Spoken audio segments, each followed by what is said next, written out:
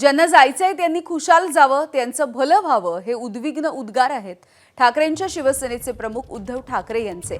2022च्या ऐतिहासिक उभ्या फुटीच्या नंतर जवळपास 4 वर्षांनी ठाकरेंची शिवसेना पुन्हा एकदा मोठ्या बंडखोरीच्या वादळामध्ये अडकल्याची चर्चा आहे। आणि या सगळ्या चर्चांच्या पार्श्वभूमीवरती उद्धव ठाकरेंनी चाचपणीसाठी मातोश्रीवरती सगळ्या खासदारांची बैठक बोलावली होती।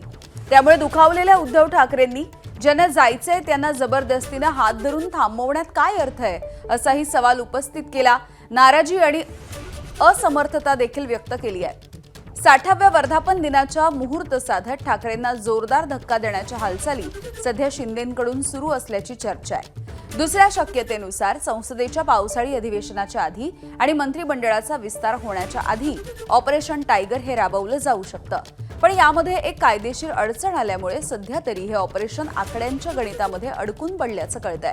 त्यामुळे ठाकरे सेनेला पुन्हा एकदा खिंडार पडणार की ठाकरे सावरणार हे देखील बघावं लागेल।